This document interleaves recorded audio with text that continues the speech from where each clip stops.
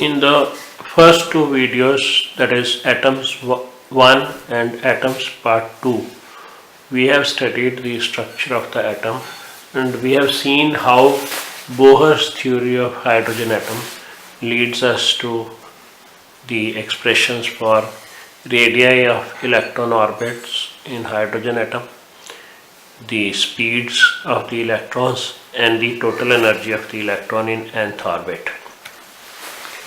The energy value of the electron in nth orbit of hydrogen atom is given by En is equal to minus 2 pi square m k square z square E4 over n square h square.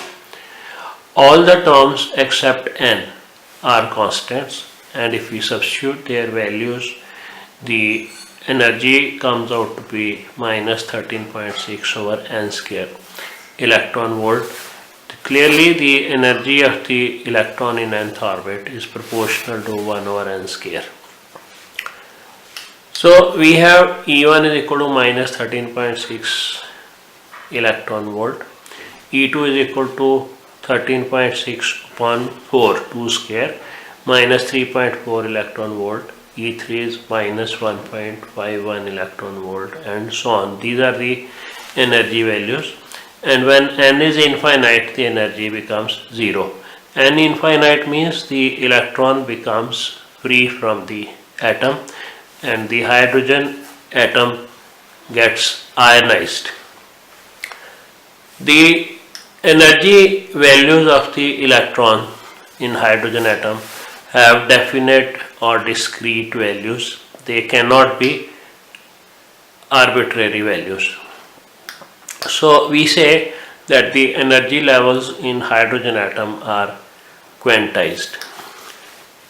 The energy level diagram can be drawn for hydrogen atom.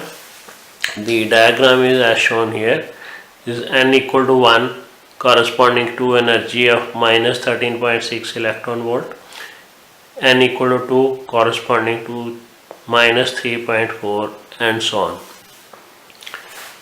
There are two features in this energy level diagram. One, the energy values are negative, showing that the electron is bound to the nucleus. Number two, the energy values increase because they are becoming less negative. As you can see, they are becoming less negative as n increases. So energy increases as we go to the higher levels. The diagram here depicts the stationary states in hydrogen atom.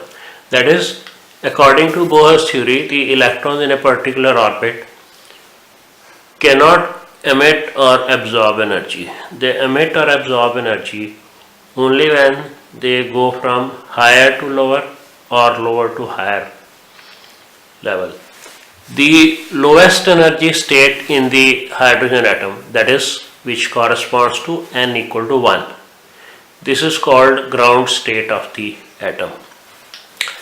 By gaining energy, the electron jumps from the lower to the higher energy levels, and we say that the atom is now in excited state. Supposing an electron jumps from n equal to 1 to n equal to 2, it will have to absorb the energy difference between these two levels, that is 13.6 and 3.4 electron volt.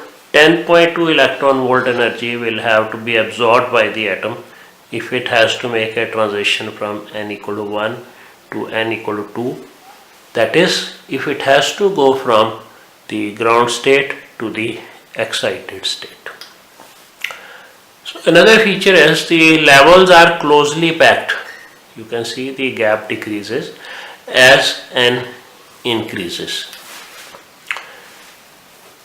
The hydrogen atom emits spectral series when transitions take place from higher levels to the lower level. For transitions to the first level, that is second to first, third to first, fourth to first, fifth to first and so on, these lines are classified as Lyman series. These are all ultraviolet radiations. Similarly, for transition to second level from any of the higher levels, that is 3, 4, 5 and 6 or higher levels, this is Balmer series of lines. It falls in the visible region. And for n equal to 3, transitions to the third level from any of the higher levels, the series formed is Paschen series. It lies in infrared regions. Similarly, we have two more series, the Brackett series and P-Fund series. Brackett series for transitions to fourth orbit and P-Fund for transition to the fifth orbit. The frequencies and the wave numbers of the radiations emitted in various spectral series will be studied in the next part of the video. Using the energy level diagram of hydrogen atom drawn here, we can define a few important terms. The excitation energy of hydrogen atom. It is the energy required to make an electron jump from the ground state to any of the excited states. That is, the electron makes transition from the ground state n equal to 1 to second or third or fourth and so on.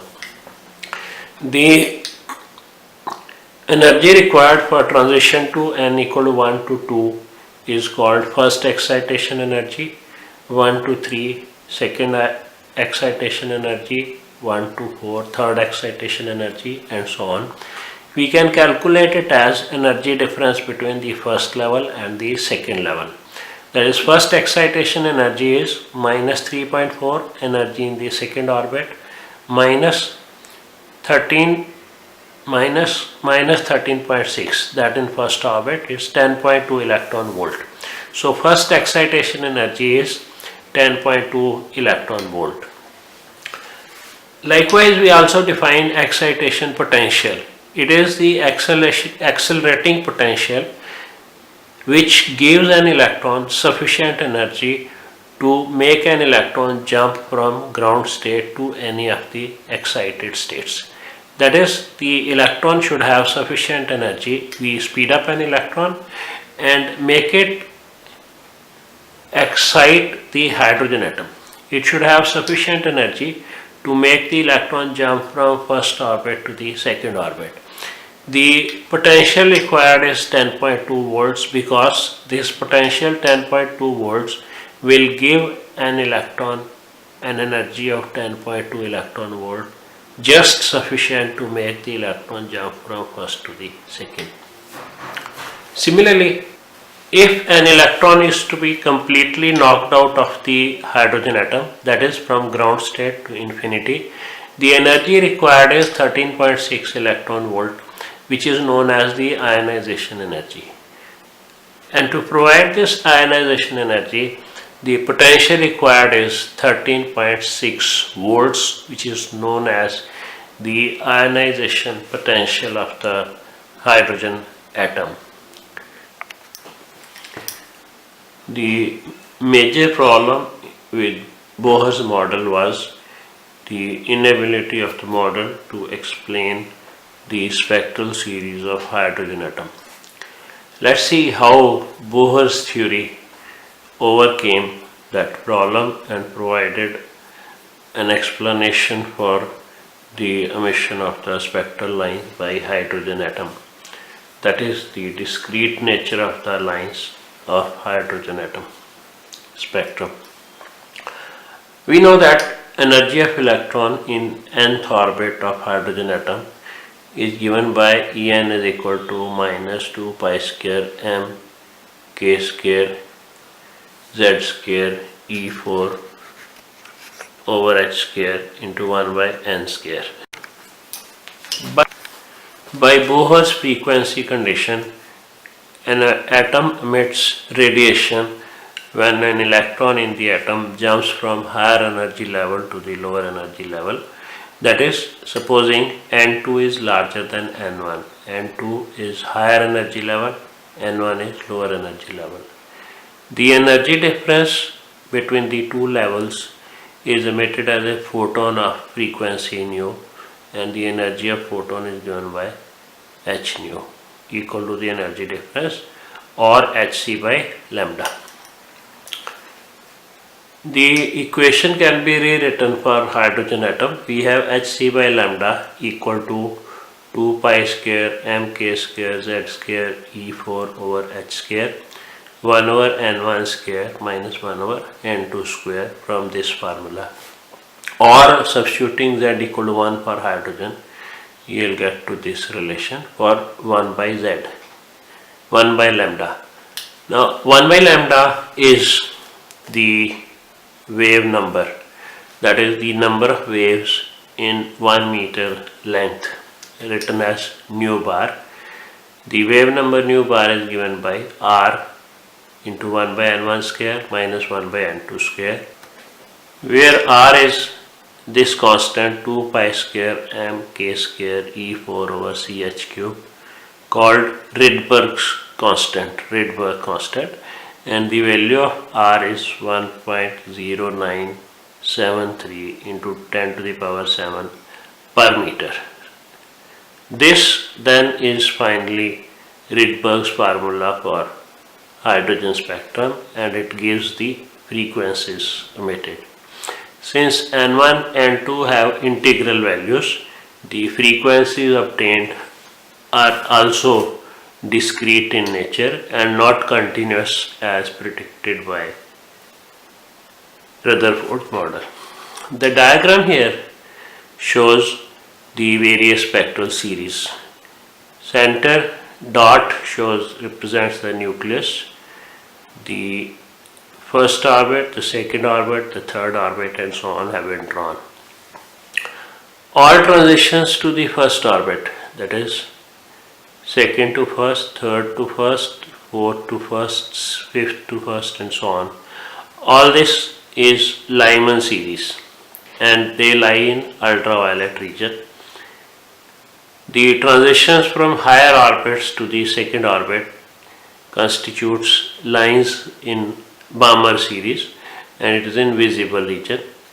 Similarly, the transitions to the third orbit give us Paschen series lying in infrared. Fourth transition to fourth orbit give us Brackett series, and transition to fifth orbit give us Pfund series. Some of the series were not even known when Bohr put forward his theory of hydrogen atom. The origin of different series can be explained by using this equation: 1 by lambda, that is the wave number, equal to nu bar equal to r into 1 over n1 square minus 1 over n2 square. For Lyman series, the transitions have to be from any of the higher orbits, second, third, fourth, fifth, to the first orbit. So accordingly, we have a number of lines in Lyman series. First line corresponding to 2 to 1 transition, then 3 to 1, 4 to 1, 5 to 1, and so on. These lines lie in ultraviolet region, that is, these are not visible radiations. We have nu bar equal to r into 1 over 1 square, because n1 is 1, minus 1 over n2 square, n2 is 2, 3, 4, and so on. Similarly, Balmer series is emitted when transitions take place from third, fourth, fifth, or higher orbits to the second orbit. These lines lie in visible region, and we have this relation nu bar equal to r 1 over 2 square minus 1 over n2 square, where n2 can be 3, 4, or have a higher value. Similarly, for Paschen series, we have n1 equal to 3, that is, the transitions have to be from fourth, fifth, or higher orbits to the third orbit. All these lines lie in infrared region, which is again an invisible region, and we have nu bar equal to r into 1 over 3 square minus 1 over n2 square, where n2 is 4, 5, 6, and so on. Similarly, there are two more series, the Brackett series and Pfund series.